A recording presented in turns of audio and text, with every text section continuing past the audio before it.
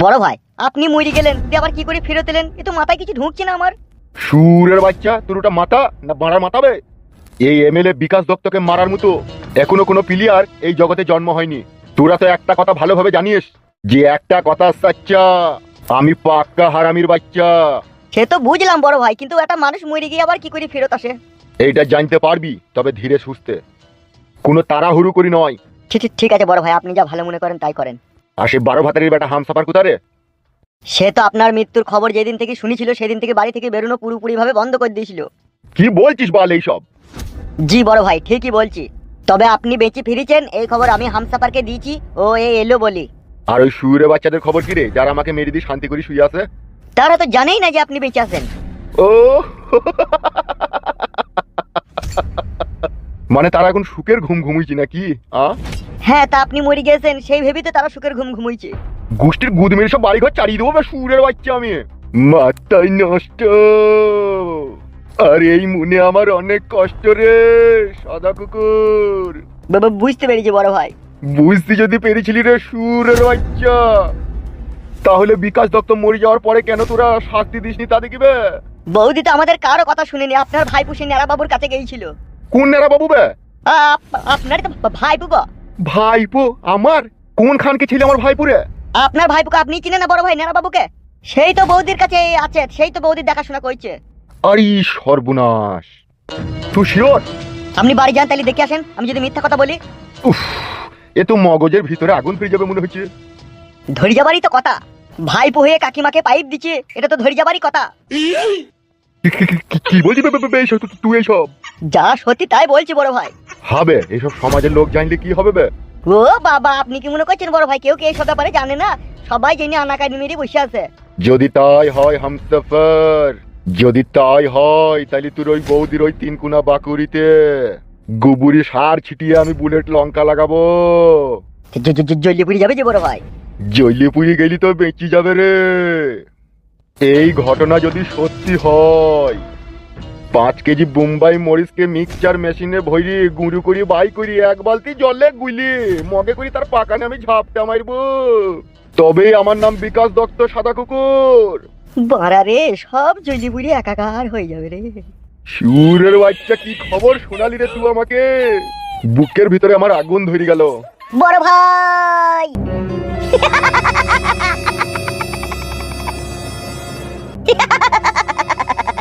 বড় ভাই আপনি যে দুনিয়াতে আসার হঠাৎ করে আগমন ঘটবে আমার জানা ছিল না বড় ভাই। দিয়ে দিয়ে কেমন আছো বড় ভাই? বড় ভাই কেমন আছো? দিয়ে ভালো আছো তো বড় ভাই? কি বে, পাগল হয়ে গেছিস নাকি? খুশিতে তোহারা হয়ে গেছে বড় ভাই। সজ্ঞানে ফিরে আয়, সজ্ঞানে ফিরে আইবে। আছি আছি আছি বড় ভাই। কি রে, মারবো শালাকে কোন আবার? কিছু মনে করো না বড় ভাই, আপনাকে দেখে আমি খুশি আটকে রাখতে পারছি না, ফসকি ফসকি বেরিয়ে গেছে। আমি মরে যাওয়ার পরে ফুটুদের নারকেল বেগমের উপরে প্রতিশোধ লিসনি কেন? কি জি বলেন বড় ভাই, আপনি? প্রতিশোধ নিতে চেয়েছিলাম, বৌদি বারণ করেছে। আপনি বিশ্বাস না করলে সাদা কুকুরকে জিজ্ঞেস করেন। আমিও ওই কথাটাই বড় ভাইকে বলছি রে হামসাফার। কতবার আমরা বৌদিকে বলেছিলাম লাইরে চলো আমরা 3 জনা মিলে ওদের বংশকে নির্বংশ করব, কিন্তু বৌদি বারণ করেছিল। বৌদি খাটি বারে বারে বলছে আমার নেড়া বাবা যা করবে। হ্যাঁ বড় ভাই, আপনি বাড়ি যান, বাড়ি গেলে সবকিছু বুঝতে পারবেন। ঠিক আছে, আমি বাড়িই যাচ্ছি, বাড়িতে গিয়ে দেখছি কি কদ্দূর কি ঘটনা ঘটেছে, তারপরে আমি এসে তোদিকে যা বলবো তাই করবি, ঠিক আছে? তোরা এখন এখানে বস। ঠিক আছে বড় ভাই, যান আপনি।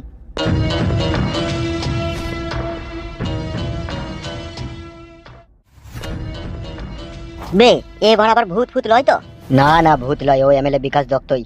বাড়া, তাহলে মানুষ মরে গিয়েও বেঁচে আছে? জানি না, তবে সেদিন রাতে যে ঘটনাটা ঘটেছিল তা কি ঘটেছিল এমএলএ বিকাশ দত্ত সাহেব পুরোপুরি আমাদেরকে খুলে একদিন বলবে। এই ধীরে সুস্থে এইটুকুনি আমাকে এখনই বললো। ওইসব দেখে লাভ নাই বাড়া, এমএলএ বিকাশ দত্ত সাহেব আছে, এবার আমরা রাম রাজত্ব করে আবার বাঁচবো আবার নতুন করে। হ্যাঁ বাড়া, কদিন আগে সবাইকে ভাই বলে সম্মান দিতে হয়েছিল, এবার তো সুরের বাচ্চা ছাড়া আর কোনো কথা বলবো না রে। সত্যি মারা, বিকাশ দত্ত সাহেব ছিল না তা মারা পৃথিবীতে মনে হচ্ছে কেউ নাই আমাদের আপন স্বজন বলতে। সত্যি একটা বলবান লোক যে কাছে থাকা কত ভালো হতো এখন বুঝতে পারছি। ভালো তো বটে, একবার কেন 100 বার, এরকম লোক সাথে না থাকলে বেঁচে থাকাই বিতা হয়ে যায়। এখানে বসে আয়,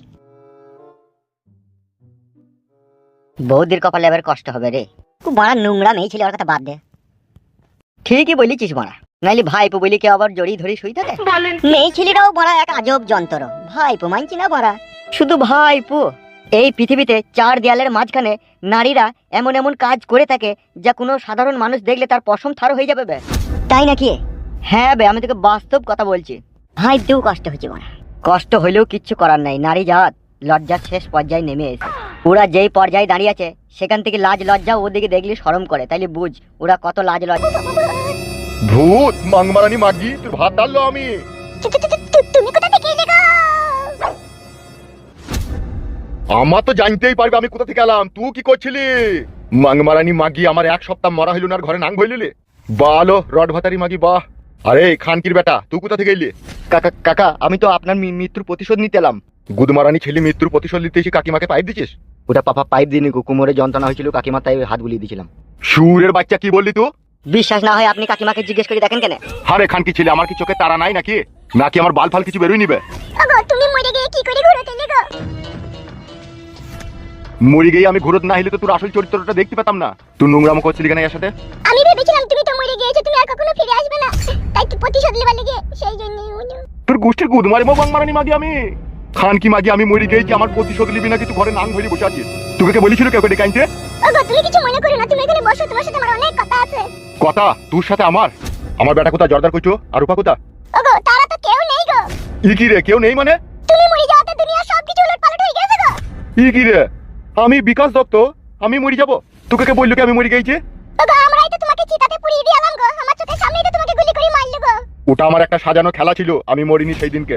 তাহলে না মরে মৃত্যুর নাটক করেছিলাম, যাতে আমার শত্রু দেখে আমি খুব সহজেই মারতে পারি। তুই নাম করছিলি কেন সেটা বল। মেরা বাবা এখানে আসতে চাইনি গো, আমি ওকে জোর জবরদস্তি করে ডেকে এনেছিলাম তোমার মৃত্যুর প্রতিশোধ নিব বলে। মৃত্যুর প্রতিশোধ নিবে? যে তুই লাবিতে হাত বোলাবে আর পাখানে রড ভরবে? এ কেমন প্রতিশোধ? তুমি জানো না নাকি কিছু পেতে গেলে কিছু দিতে হয়? দি জৈবনটাই দিয়ে দিলি। একবার এই চুদুনখোর বিকাশ দত্তর কথা ভাবলি না, যে আমার স্বামী তো আমাকে আইজু মাইজু করিয়ে উল্টো পাল্টা ভাবে পালিশ করেছে, আর সেই পালিশের জায়গায় আরেকজনকে ডেকে নিয়ে পালিশ করাইতে। ওগো আমি কি করে জানবো তুমি মরে গিয়ে আবার ঘুরতে আসবে? তাহলে মরি গিয়ে ঘুরত না আইলে বাস্তবটা দেখতে পেতাম না, তাই তো? তোর সাথে 14 বছর সংসার করলাম রে, আর 2 সপ্তাহ আমার মরা হইলো আর ঘরে নাং হইলিলি। মানে তুই জৈবনের পানি আর ধরে রাখতে পারছিলি না, তাই তো? উফ, ভাবতে বড় অবাক লাগছে রে বউ, যে তুইও চরিত্রহীন হয়ে গেলি। আমি তো ভাবতাম আমি চরিত্রহীন, কিন্তু এখন দেখি শালা না, সব শালা ঘুমটার ভিতরে খ্যামটা।